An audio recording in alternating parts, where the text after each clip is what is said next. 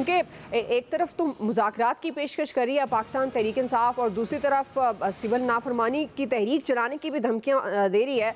और जिस तरह राना सना भी कह रहे हैं कि मुज़ाकरात के दरवाजे बंद नहीं हैं, लेकिन मशरूत मुज़ाकरात किस तरह होंगे। तो आपको क्या लगता है ये बात किस तरफ जा सकती है? मुज़ाकरात होते हुए आपको फ्यूचर में नज़र आ रहे हैं या सिविल नाफरमानी की तहरीक? देखिए वो राना सनाउल्लाह साहब कह रहे हैं कि जी मुज़ाकरात के दरवाजे बंद नहीं हैं। मेरे ख्याल में वो तो बंद हैं, अभी तक बंद हैं। अगर अभी तक बंद नहीं होते तो अभी तक कुछ ना कुछ मुज़ाकरात तो शुरू हो जाते, लेकिन गवर्नमेंट की साइड से अभी तक मेरा नहीं ख्याल कि कोई संजीदा एफर्ट की गई है वो कि पीटीआई को पॉलिटिकली एंगेज किया जाए और उनसे जो भी उनके मामलात हैं, जो भी उनके जो डिमांड्स हैं, मुतालबात हैं, उनके ऊपर बैठ के बात की जाए। तो कोई गवर्नमेंट की तरफ से कोई खातर खा ऐसी सीरियस एफर्ट जो है वो नहीं हुई। शायद गवर्नमेंट भी नहीं करना चाह रही या गवर्नमेंट को करने नहीं दिया जा रहा, क्योंकि जो एक बयानिया सामने है कि जी वो माफ़ी तलाफ़ी होगी, उसके बाद जो है बात आगे बढ़ेगी।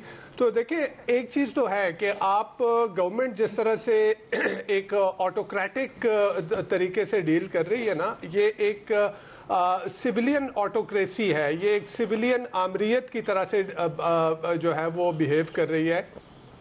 हमने ये देखा कि एक सिविलियन आमरीत में आपके पास तो इलेक्शन भी होते हैं, आपके पास जमहूरी अदारे भी होते हैं और आप कहते हैं कि जी हम एक जमहूरियत हैं, लेकिन वहाँ पे इलेक्शन किस तरह के होते हैं, उनकी क्रेडिबिलिटी क्या होती है, उनकी क्रेडिबिलिटी होती भी है या नहीं होती है। सिविल जमहूरी अदारे भी होते हैं, लेकिन जमहूरी अदारों के साथ जो कुछ किया जाता है और फिर बुनियादी जमहूरी जो आपके हुकूक हैं उसके साथ जो कुछ किया जाता है, तो वो सारी चीज़ें ये मौजूदा हुकूमत जो है ये कर चुकी है।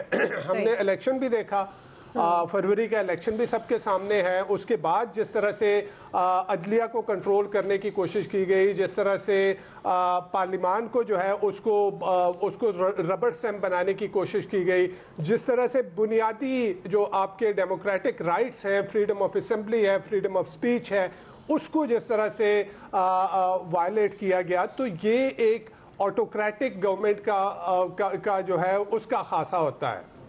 ये एक जमहूरी हुकूमत इस तरह से नहीं करती।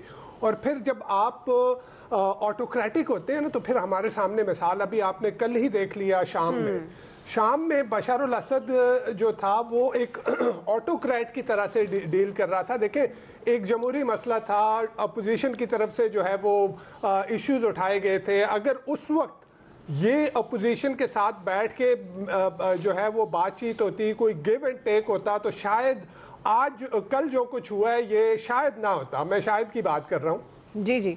तो ऑटोक्रेटिक जो गवर्नमेंट होती है उनका फिर यही हाल होता है। वो जितना भी आप प्रॉप अप करें, दूसरा आपकी लेजिटिमेसी अपनी, अगर आपकी अपनी लेजिटिमेसी नहीं होती ना, जैसे बशर अल असद की अगेन मैं मिसाल दे रहा हूँ कि अपनी लेजिटिमेसी नहीं थी, प्रॉप अप किया जा रहा था, प्रॉप अप ईरान की तरफ से और रूस की तरफ से किया जा रहा था। तो जब आपकी अपनी लेजिटिमेसी नहीं होती और प्रॉप अप किया जाता है, तो जब एक पॉपुलर सेंटीमेंट उठता है तो फिर आप उसके आगे नहीं खड़े हो सकते।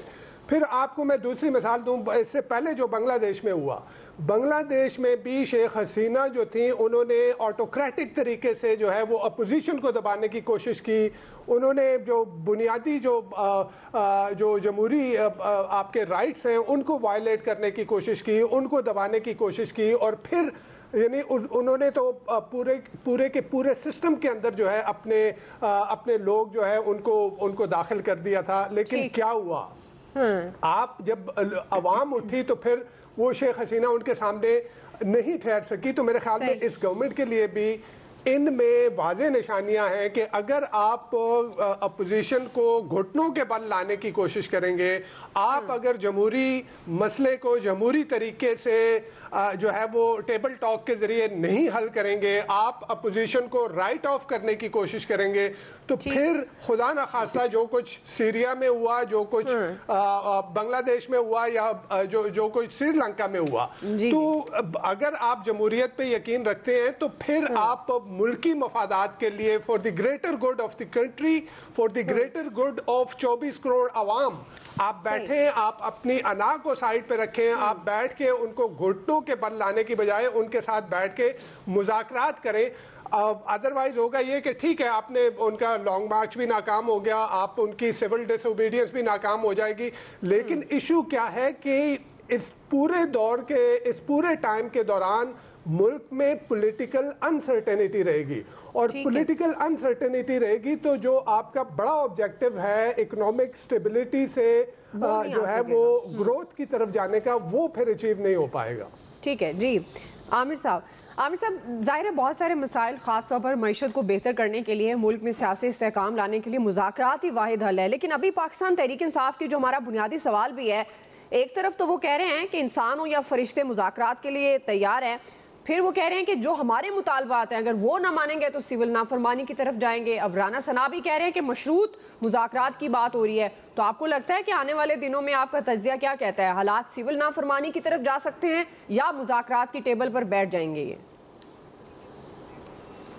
مزے کی بات ہے کہ کہا جا رہا ہے کہ اپوزیشن کو گھٹنوں کے بل لانے کی بات ہو رہی ہے, حالانکہ اس وقت تک جو اپوزیشن میں بیٹھی ہوئی پی ٹی آئی پارٹی ہے وہ اسٹیبلشمنٹ یعنی فوج کو گھٹنوں کے بل لانے کی اپنی ہر کوشش میں ناکام ہو چکی ہوئی ہے. یہی عمر ایوب ہیں جنہیں پرائم منسٹر نے چل کے جا کے ہاتھ ملایا اور آفر کی, ٹاکس کی, تو انہوں نے کہا تھا چوروں اور ڈاکوؤں سے ہم نہیں ملیں گے. یہ جس دن سے مفرور ہوئے ہیں ڈی چوک سے, اس کے بعد انہیں انسان اور فرشتے ایک لگنے لگ گئے. یعنی فرشتے وہی ہوتے ہیں جو جنہیں فرشتے کہا جاتا ہے, یعنی اسٹیبلشمنٹ. انسان اب انہوں نے چور اور ڈاکوؤں کا نیا نام دیا ہے. چلیں اچھی بات ہے کہ اگر انہیں یہ عقل آ جائے کہ انہیں یہ بات سمجھ آ گئی ہے کہ ہمیں بات کرنی ہے, لیکن ساتھ ہی وہ جو دھمکی لگا رہے ہیں نا, اس کے بعد یہ بات بھی ختم ہو چکی ہے کہ جناب ہماری بات نہ مانی گی. ہماری بات یہ ہے کہ آپ گھر جائیں, ہمیں حکومت دے دیں. تو بھائی 2018 میں آپ کو اسی طرح حکومت ملی تھی جس طرح 2024 میں آپ سے لے لی گئی. آپ اپنی راہ پہ نہیں رہے, شہباز شریف آپ کو راستہ نہیں دے رہا, جو گیٹ آپ سے چھن گیا ہے اس پہ شہباز شریف بیٹھا ہوا ہے. تو اب آپ اس کے قبضے کی کوشش کر رہے ہیں. آپ کسی عام آدمی کے لیے کون سا اصول بنایا آپ نے کسی جنگ میں جو آپ آ رہے ہیں؟ آپ تو قیدیوں کی رہائی کے لیے آ رہے ہیں, ملزموں کی رہائی کے لیے آ رہے ہیں. آپ کہتے ہیں ہمارا مینڈیٹ واپس کرو. یہی پاکستان کا چکر ہے اصل میں. لیکن اگر آپ اسے یہ بشار الاسد سے تشبیہ دیں گے, آپ بنگلہ دیش سے دیں گے, تو وہ ہمارے بہت سارے مفکرین 3-4 دن سے دے رہے ہیں اور ایک سیاپا چل رہا ہے. میں نوید صاحب کا نہیں کہہ رہا کہ کہیں, میں نے اس لیے 3-4 دن جب سے یہ بغاوت شروع ہوئی اور گھنٹوں میں غائب ہو گئے, بشار الاسد نکل گئے, تو ہمارے یہاں ایک تفریق ہے اس کے اندر باقاعدہ طور پہ کہ جس نے قبضہ کیا اس کے اوپر بھی ڈالر لگے ہوئے تھے, اور جس نے قبضہ کرنے کے بعد بشار الاسد کے بعد راہ ہموار کی اسرائیل کی شام میں داخلے کی, یعنی وہ جو گریٹر اسرائیل کا منصوبہ کامیاب ہوتا ہوا نظر آ رہا ہے. یہ مکس ہے بڑی متھ جس کو ہم یہاں چن رہے ہیں پاکستان کے اندر, establishment versus P T I, یعنی فوج ورسز پی ٹی آئی, کہ جناب اب پی ٹی آئی نے مار بگانا ہے فوج کو. چلیں اچھی بات ہے, ہاتھ کنگن کو آرسی کیا, کوئی مسئلہ نہیں ہے کہ یہ ہو جائے. وہ زور لگا رہے ہیں, 25 مئی کو بھی آئے تھے, پھر 9 مئی کو آئے, پھر اب آئے 26 نومبر کو آرمی چیف کی تقرری رکوانے آئے تھے. وہ کون سے عام آدمی کے لیے آئے تھے؟ وہ اپنے اپنے ایجنڈے پہ آئے تھے کہ ہمارے راز افشا نہ ہوں, ہماری کہانی نہ کھلے. مجھے بتائیں 11 سال کے بعد یہ کہہ سکتے ہیں کہ اے پی میں ہم نے یہ کام کیا؟ کون سا کام ہے جو یہ امن و امان کا وہاں کر سکے؟ ڈیرہ اسماعیل خان وزیر اعلیٰ کا ضلع ہے, وہاں نہیں وہ گھس سکتے پراپر ٹائم پہ. ان کے عام لوگ شام کو تھانوں میں نہیں جا سکتے. کرم میں, پارا چنار میں 6 سال سے ایک بڑا ریگولر ایشو چل رہا ہے, 11 سال سے حکومت بیٹھی ہے. ایک وزیر اعلیٰ جو اپنے اس ضلع کی طرف جانے کی بجائے وہ اسلام آباد پہ چڑھائی کرتا ہے, وہ کہتا ہے کفن باندھ لو, مرنے مارنے پہ آئے ہیں. وہ جمہوریت ہمارے یہاں نظر آ جاتی ہے, آئین کے آرٹیکل نظر آتے ہیں, وہ انسانی حقوق کسی کے نظر نہیں آتے کہ اس صوبے میں جو پامالی ہو رہی ہے اور جس چیف منسٹر کی ذمہ داری ہے وہ جو لے کے لوگوں کو آ رہا ہے, اس کا کام نہیں ہے پہلے اپنے صوبے میں امن و امان کرے. وہ کہے کہ دیکھو میں نے یہ مثالی صوبہ بنایا ہے, کیونکہ پہلی ذمہ داری صوبے کی ہوتی ہے. اس کے بعد وہ فوج کو یا سول لائن فورسز ایجنسیز کو, پیراملٹری فورسز کو وہ بلاتے ہیں کہ جی ہماری مدد کے لیے آپ آئیں, آپ نہ بلائیں کسی کو بھی. ایشو یہ ہے کہ ہر بندے نے اپنا دھندا شروع کیا ہوا ہے. وہ عام آدمی جو عام پاکستانی ہے وہ کہاں گیا؟ عمران خان صاحب کی وہ ختم ہی نہیں ہو رہی کہ میں اور میرا راستہ. اس میں عوام کہاں سے آگے جس کے لیے ہم سارے رونے لگ جاتے ہیں کہ جی بیچارہ عام آدمی پس گیا. وہ بھائی آپ تو ڈیفالٹ کرا کے چلے گئے تھے, انہوں نے بچا لیا. آپ کبھی سری لنکا کے خواب دیکھا کرتے تھے, لیکن آپ نے کیا کیا؟ आपने कोई एक मंसूबा दिया कि मैं ये कर दूंगा या मैं ये करके गया था, जब वो नहीं किया तो फिर ठीक है, पाकिस्तान में मेरे और आप जैसों के हालात तो इसी तरह रहने हैं। हमें भुगतना है, हमें अपनी स्ट्रगल बनानी है कि चूंकि इनके तो अल्ले तल्ले और सियासत की जंग हुक्मरानों की और अपोजिशन वालों की खत्म नहीं होनी, इस एलीट क्लास की जिसको हमने टैक्स पे करना है, तो हम अपनी ज़राए आमदन बढ़ाएं, कितने मतलब हम खर्चे कम कर सकते हैं, क्या क्या कर सकते हैं, वो हर आदमी कर रहा है, जतन करता है सुबह से लेकर रात तक। टेंशन होती है बंदों को, पता नहीं क्या क्या होता है, लेकिन इनके ऊपर कोई असर नहीं पड़ता। आप और हम बहस करते हैं, अल्लाह करे कि ये घुटनों के बल जो नवीद साहब कह रहे हैं कि ये गिरा के और भगा देंगे इस फौज को पाकिस्तान से।